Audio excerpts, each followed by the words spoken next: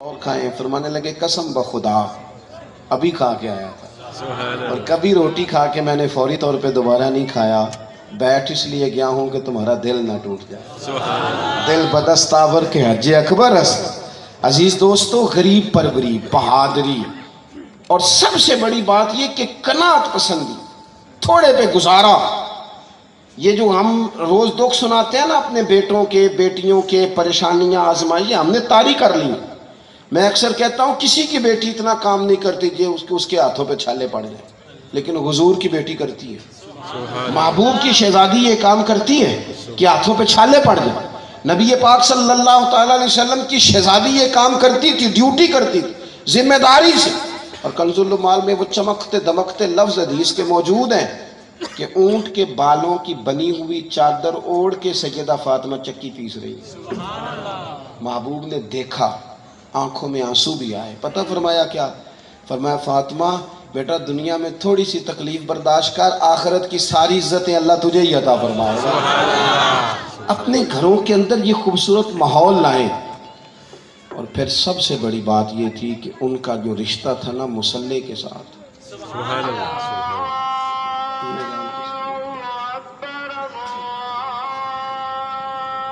اذان ایک کا ہی جواب دینا ضروری ہوتا ہے جی، زیادہ اذانیں ہو رہی ہیں نا تو ایک کا ہی جواب دیا جاتا ہے، آپ توجہ کریں میری بات پر۔ عزیز دوستو، نبی پاک صلی اللہ تعالیٰ علیہ وآلہ وسلم کی شہزادی، حضور نبی اکرم صلی اللہ تعالیٰ علیہ وسلم کی صاحبزادی، حضور قریب محبوب علیہ السلام کی بیٹی، قناعت میں وقت گزارا، سادگی میں وقت گزارا، تھوڑے پہ گزارا کیا۔ ہم نہ سمجھتے کہ شاید اصولوں میں بہت زیادہ مال آ جائے گا، یہ اصول بن جائے گا، بہت زیادہ دولت کے بلبوتے پر آگے جائیں گے تو گزارا ہوگا۔ اور جو بات میں عرض کرنے لگا تھا وہ یہ کہ پھر اس کے ساتھ ساتھ نا مصلی سے رشتہ، عبادت سے رشتہ، ریاضت سے رشتہ۔ ہمارے یہاں نا ڈھیر سارے بندے پیدا ہو گئے جو کہتے ہیں میری نسبت بڑی تگڑی ہے۔ او جناب، وہ آج کل جو ہمارے نقیبے محفل ہوتے ہیں نا وہ تو کوئی صلی اللہ علیہ وسلم، ہمارے جو محفل کے اسٹیج سیکٹری ہوتے ہیں وہ تو کوئی 3-4 منٹ لگاتے ہیں جنت میں بھیجنے میں، پر نعت خواں تو 1.5 منٹ ہی لگاتا ہے۔ اندر تسی جلسہ کراؤ تو جنت واڈی۔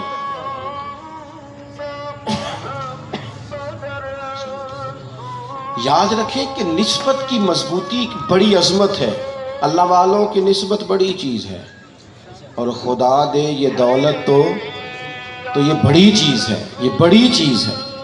یاد رکھ لے میرے عزیز کہ جب آپ کا رشتہ اگر نسبت تگڑی ہے تو عبادت کرنے سے تو اور تگڑی ہو جائے گی، مصلی پہ بیٹھنے سے تو اور مضبوط ہو جائے گی۔ آپ نبی پاک علیہ السلام کے گھرانے کا ترک دیکھیں تو وہ عبادت سے بڑا ان لوگوں کا شغف ہے، اللہ اللہ کرنے سے بڑا ذوق ہے۔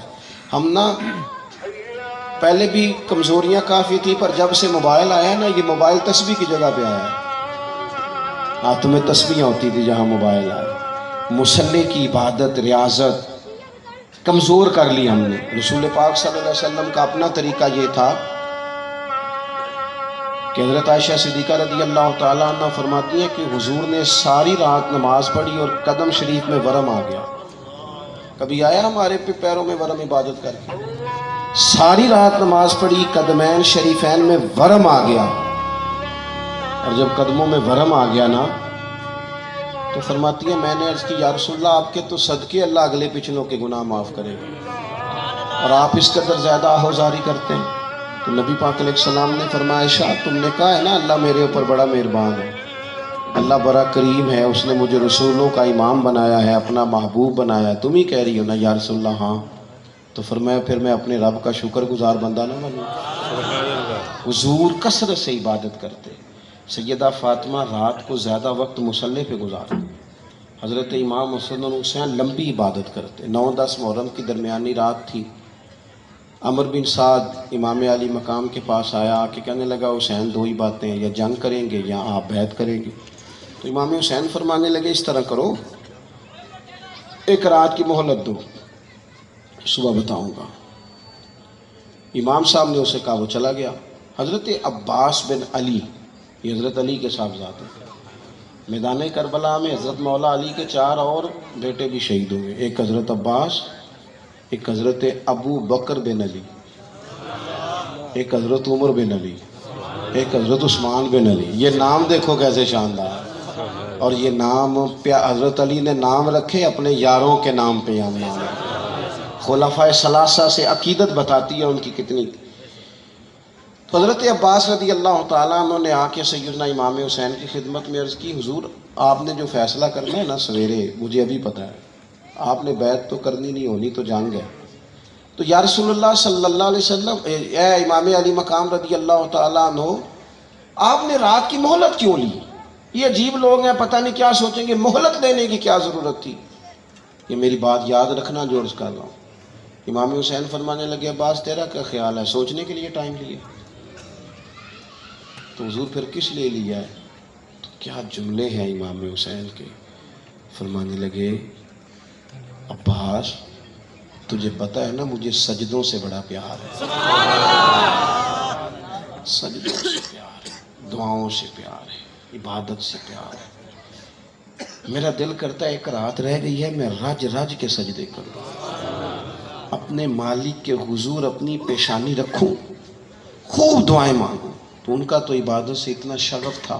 آخری بات سنیں، یزید تو ظاہری طور پر کلمہ بھی پڑھتا تھا، سارے کام کرتا تھا، امام حسین کیوں نکلے اس کے خلاف؟ اس لیے کہ فاسق و فاجر تھا، شرابی بدکار تھا۔ صحیح بتانا، صحیح۔ اس بندے کی جیب میں خود ڈھیر سارے گندے گانے ہوں، وہ امام حسین کے نام کی ایک دیگ پکا لے تو امام حسین خوش ہو جائیں گے؟ جو وہاں لڑکیوں کے اسکول کالج کے سامنے روز کھڑا ہو، وہ کہے کہ میں نے 6 نعرے پورے لگائے امام حسین کے نام کے، تو امام حسین خوش ہو جائیں گے؟ امام حسین کی کاز کیا ہے؟ وہ کہتے ہیں کہ ایسے لوگ جو فاسق و فاجر ہوں، اعلانیہ گناہ کرنے والے، وہ کبھی بھی عنان حکومت پہ آنے نہیں چاہیے۔ اور اگر ہم سپورٹر ووٹر ان لوگوں کے ہوں، ہم انہی لوگوں کے سپورٹر ووٹر ہوں جو ظالم ہیں، فاسق و فاجر ہیں، اور ہم بات کریں امام حسین کی، ہم سے نہ رقم ہوں گے قصید یزید کے، ہم لوگ تو حسین کے سیرت نگار ہیں۔ برنگی چھوڑ کے یک رنگ ہو جا، سراسر موم ہو جا یا سنگ ہو جا، آپ کبھی کسی ظالم کے سپورٹر نہ بنے، کبھی بھی۔ آپ کو پتہ چل گیا بندہ غلط ہے تو ڈٹنا سیکھیں، کھڑے ہونا سیکھیں۔ وَلَا تَحْسَبَنَّ اللَّهَ غَافِلًا عَمَّا يَعْمَلُ الظَّالِمُونَ، اللہ ظالموں کے کاموں سے بے خبر نہیں ہے۔ کبھی کسی ظالم کی سپورٹ نہ کرے، کبھی بھی۔ میرے نبی پاک علیہ السلام نے فرمایا، جس نے زمین کی ایک بالشت پر ظلم کیا نا، اللہ 7 زمینوں کا طوق بنا کے قیامت کے دن اس کے گلے میں ڈال دے گا۔ کبھی کسی ظالم کے ساتھ کھڑے نہ ہونا، کبھی بھی، ایک منٹ کے لیے۔ وہ ایک دفعہ ایران کا ایک بادشاہ تھا، تو اس نے سوچا کہ میں اپنے بیٹے کو نا گھوڑ سواری سکھا لی ہے، تیر اندازی سکھائی ہے، تو میں نا اسے دین بھی پڑھاؤں۔ اس نے ایک بزرگ عالم کا انتخاب کیا کہ میرے بیٹے کو آپ نا کتاب و سنت پڑھائیں۔ تو بچہ ایک زمانہ استاد کے پاس کئی سال جاتا رہا۔ جب اس کی تعلیم مکمل ہو گئی نا، تو ایک دن فارغ ہو گیا، جس طرح ہمارے ہاں چلے آمین ہوتی ہے یا دستار ہوتی ہے، بچے کی تکمیل ہو گئی۔ ایک دن ویسے ہی استاد صاحب نے گھر بلایا، کہا پتر میرے پاس آؤ۔ بچہ چلا گیا تو استاد صاحب نے اندر سے کنڈی لگا لی اور بچے کو کافی سارے تھپڑ مارے، کھینچا، زد و کوب کیا، مارا۔ بچے نے گھر آ کے والد کو شکایت لگائی تو والد کہنے لگے، پتر تیرے استاد عالم فاضل بندے ایسے بلا وجہ مارا، میری سمجھ میں نہیں آتا۔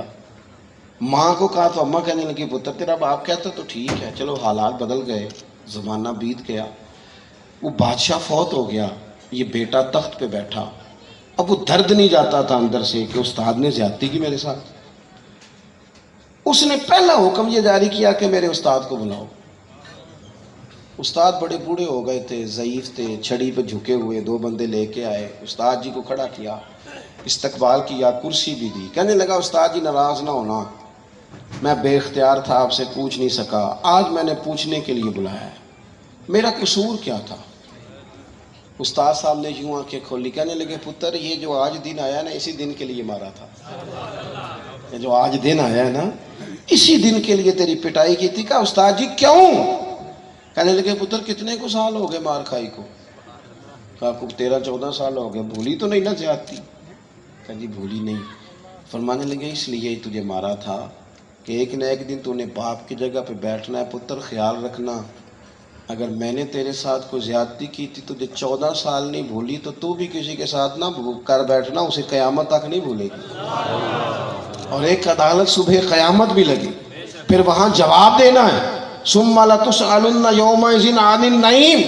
جو تمہیں اقتدار کی نعمت ملی ہے اس کا خیال رکھنا، اللہ تعالیٰ حساب لے گا۔